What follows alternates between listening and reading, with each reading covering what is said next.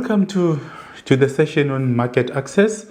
And just to recap from the introduction, we have explained that to access the market, entrepreneurs and SMMEs, they need to make sure that they've laid the foundation in terms of, one, administratively, they have their administrative part in order.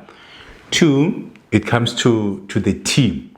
They have the necessary skills to execute the project or the activities of the business.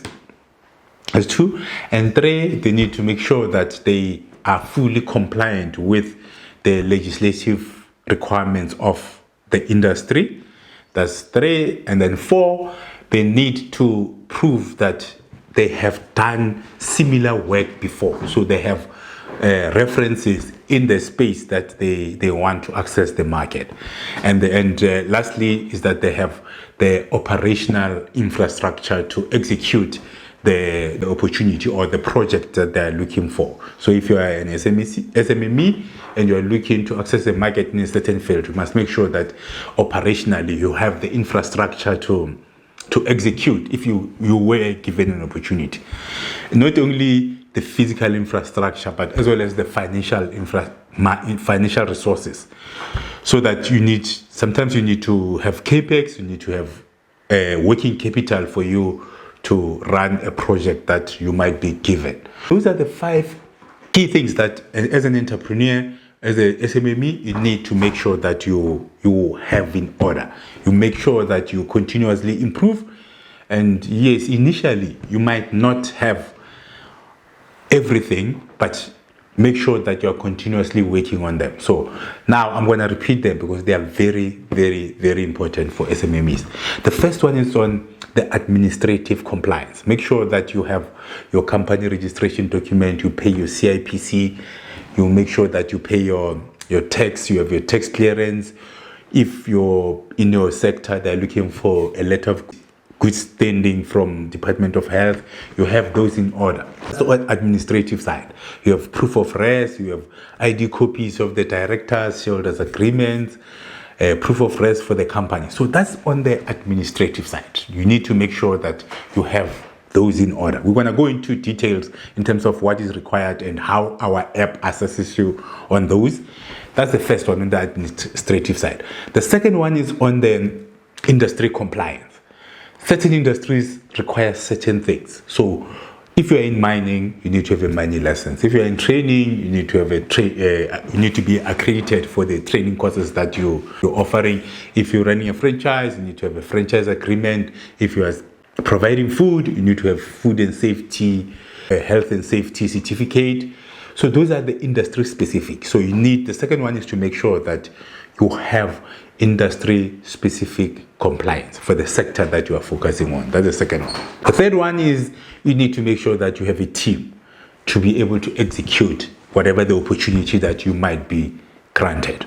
Yes, you are still looking for access to market, but the person who's going to give you the opportunity will want to see if you have the technical skills to execute the project. In terms of technical skills, as a small business, you might not be able to employ all the experts that you might need in your business. You might not have all expertise internally, but you must build networks, you must build relationship with people in your sector so that you have an understanding. It can be an SLA or a memorandum of understanding with certain experts that you can afford at the current moment to bring them on board. Then you enter into a SLA or memorandum of understanding so that you can use their profile when you are approaching the market for you to try to enter the market. You can have the service level agreement to agree on your terms in terms of if you get an opportunity, how you're going to work with them. They will be freelancers or you can bring them on once you secure the opportunity, but you must negotiate with them upfront to know what kind of expertise you will need from them and then how much they will charge you in terms of the rates, if it's a rate per hour or per project, depending on the sector that you are in. The third one, you need to make sure you have the expertise, build relationship, have the network of people that if you secure a project, you will be able to use. until you get to a point where you will be able to employ them on a full-time basis. That's the third one. The fourth one, make sure that you have references, because sometimes when you're looking to access the market, if you don't have references in terms of where you've done the work before, where people can vouch for you to say you've done the work before and they were happy with your service, the next person might not be willing to give you an opportunity because you don't have reference letters. Make sure that you secure reference letters upfront for the type of job that you have done. But if you are a startup, sometimes the business itself, it doesn't have references, but you as a person or the part of the team might have references. So you might obtain reference letters on your individual capacity, but ideally the reference letters must be in the business name. The client that you have serviced before, they should be able to give you reference letters.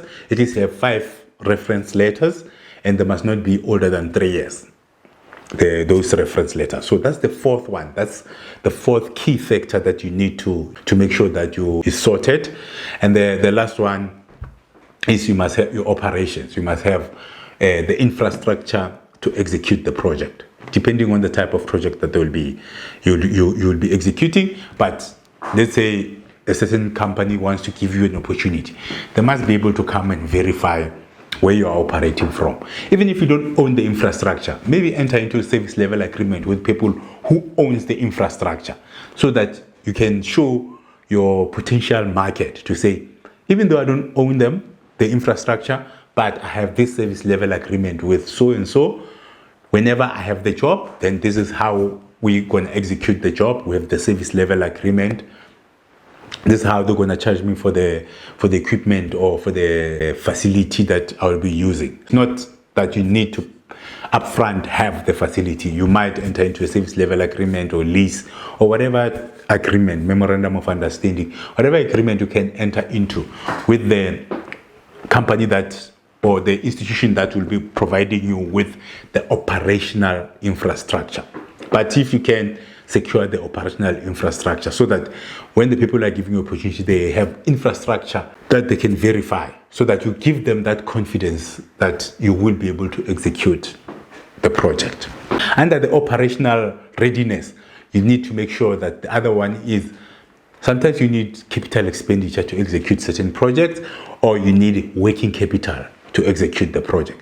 So as you go out into the market, you should be able to prove that at least you have sufficient working capital to execute the project if you are given the opportunity, or you have the potential to secure the working capital if the type of project that you're executing, it requires you to also have to buy certain assets or equipment. Then you need to be able to indicate that there's indication that you will be able to secure that funding for you to execute the project. Those are the 5 key things that you need to make sure that you prepare, you make sure that you understand what are the requirements. Those are the 5 key factors that you need to look at. Administrative compliance, make sure that you are ready. Industry-wise, you need to make sure that you have the necessary accreditations and licenses. You need to make sure that you have the team that you'll be able to use or access to execute the project. 4, you need to have references where people can verify that you will be able to execute the project. And lastly, operationally, you must have the infrastructure or access to infrastructure and access to funding or working capital for you to execute the project. So those are the 5 key things that you as an SMME, you must have. So just to recap, that's the introduction in our course to market access. And then now we're going to dive into those 5 factors that you need to look at. First, you're going to go into the administration and compliance to make sure that administratively you are compliant. Okay, then on the management section, basically the app looks at the management team, because one, you want to access market. You need to make sure that you have a very strong team. You have a competent team to be able to execute whatever function that you want it to be executed. One, you must have technical team that is capable of executing the project that you want to access the market for. Remember, when you access the market, it will be for a specific service or product and services that you want to offer to the market. But you want people to give you access to that market. But it's important for you to show whoever the enterprise development institution that you might be approaching, or the customer that you might be approaching for opportunities, to show that you have a strong team to execute. That's very, very, very important. And in that, you need to look at the team now. We're not looking at maybe the operational team. Here on this section, we're looking at the management team. On the management team, one, the composition of the management team. You generally, if you look at it, we're looking at the management team. We look at the entrepreneurial or the entrepreneur profile, the founders. What is their profile? And we look at the skills level of the management and the entrepreneurs. That's what needs to be assessed. That's what the companies that you're approaching will be looking at in terms of giving you the opportunity to access the market. You need to make, depending on the sector that you're operating in, you need to make sure that you have the right skills. You have the right team in place. And I'm continuously highlighting to say, you don't necessarily to have the team internally. Sometimes you might not afford it. You might be a startup. You might not afford to have your financial manager, operations manager, your HR, your marketing, and the MD. Find that the MD, it's you are running everything. But you must have a quality memorandum of understanding, service level agreement, or whatever type of agreement you might have with this team. For instance, if you are the MD alone, sometimes you use the external accountant. So there must be some kind of service level agreement or contract or agreement that you have entered into with your accountant. With the HR and recruitment, you might use a recruitment agency. There must be some kind of memorandum of understanding or service level agreement with the agency. In terms of the marketing, you might not have the marketing person in-house, but you might have the potential marketing agency that you are using, or an individual that will assist you whenever you need the marketing services. Have those in place to know who you'll be using for marketing purposes. And then lastly, for operations, technically. Sometimes you as an MD, you might be technically competent, but have a plan in place to say who will be running your operations. Because the intention here is not for you to stay small, for us to make sure that we take you from one level to the other. For you to move from where you are to the next level, obviously you're going to need a team. It might not be internal, but you must have some kind of agreement with whichever team. Now, I've mentioned the 5 basic positions that you need to make sure that you have in your team, which is one, if you look at the app here, you'll have your general manager, you'll have your operations manager, you have your marketing manager, you have your finance manager, and then lastly, you have your human resource manager. So those are your key positions that you're supposed to have in an organization. And then we'll look at the app, will look at their qualification, their availability, and their experience. So it's going to rate them based on the experience. And then in terms of the entrepreneurial profile, then you look at the different things that the app will look at, the vision of the founder. You look at the mission, execution skills, sector expertise. Are you expert in that? The grit and the learning, resources, communication skills, transparency, focus, and all that. So these are the entrepreneurial characteristics that people that you are approaching for market, to give you access to market, they will look at. The app as well will assess you, but it doesn't necessarily be the app, but those are the characteristics of entrepreneurs that generally, when you assess an entrepreneur, that's what the market is looking for. You need to make sure that you have those. If you don't have, remember, it's not a train smash, because we are an enterprise development. This is an enterprise development app. You identify the characteristics that you might not have, and then once you have completed, then you identify what are the weaknesses, and then there will be intervention. There are a lot of trainings out there to get you up to speed if there are any weaknesses either within your team or entrepreneurs themselves. They might lack certain skills. Then appropriate training interventions can be developed or can be sourced to assist those entrepreneurs to be up to speed. That's very important, because skills audit is very important to make sure that you have the right skills to execute your project. You don't have to pretend you have them. If you don't have them, identify them, highlight them on the app so that appropriate interventions can be put in place.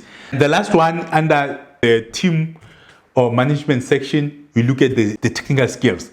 So once you identify the team, we look at the leadership skills. We look at if the human resource skills. We look at the project management skills.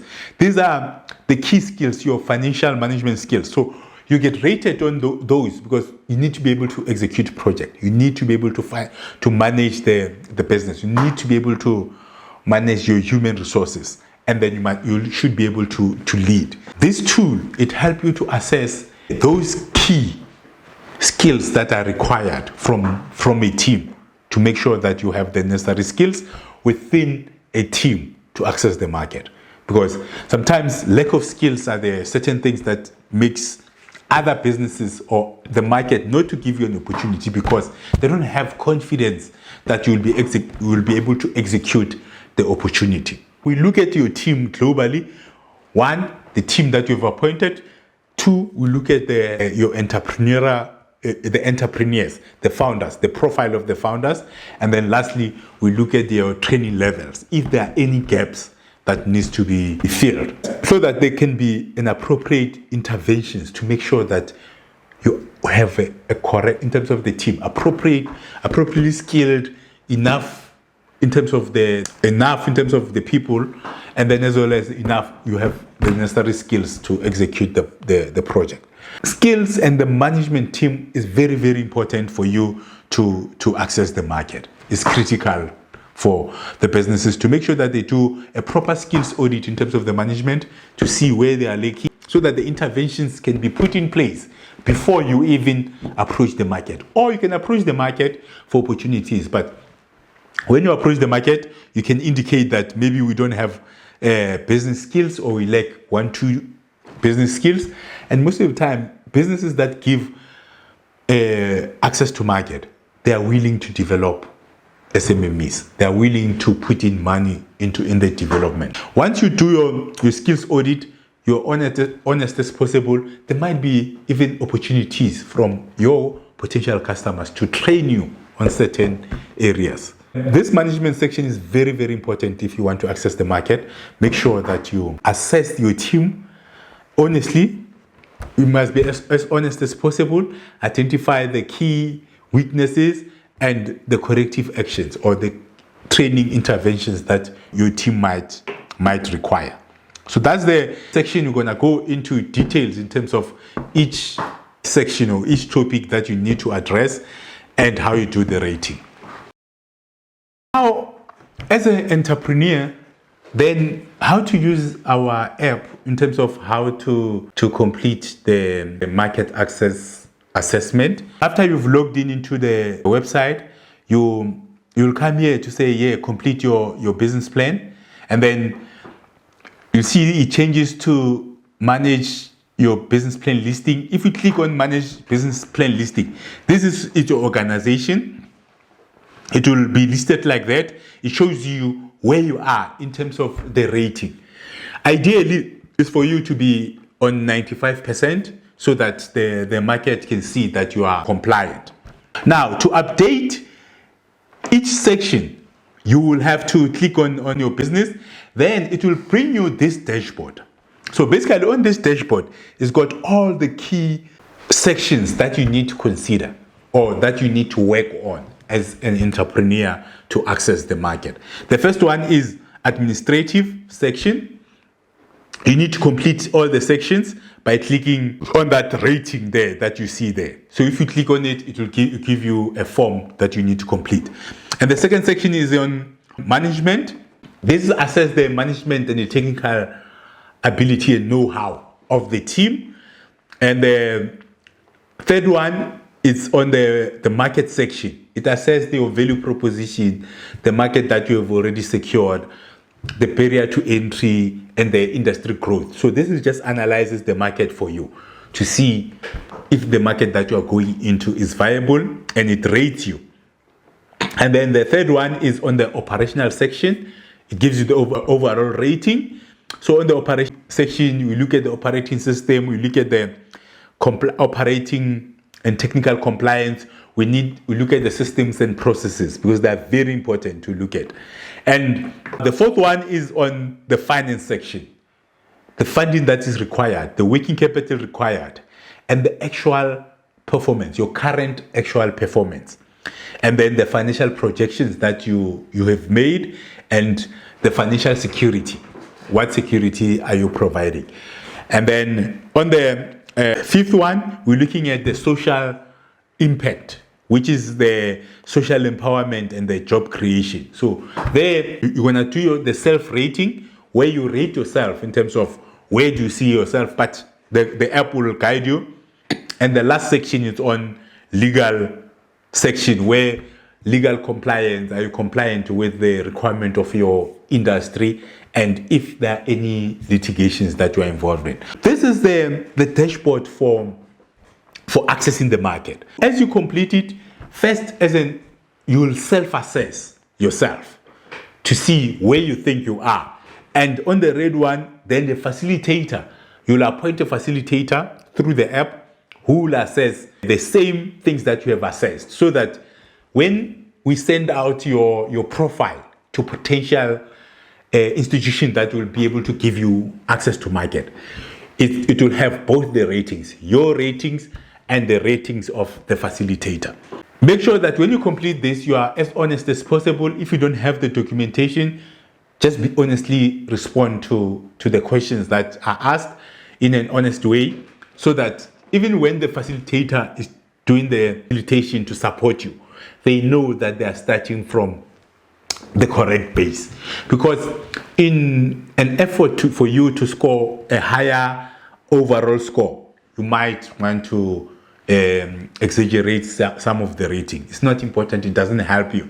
You might come across as a person who's not reliable. For you to make sure that you are consistent and they know who they're dealing with, your initial assessment is very, very important. So I'll show you how you do your initial assessment, but that assessment is critical because it's set as a basis. Because after the facilitator has assisted you to improve your scoring, then you're going to have the assessor who will be totally independent.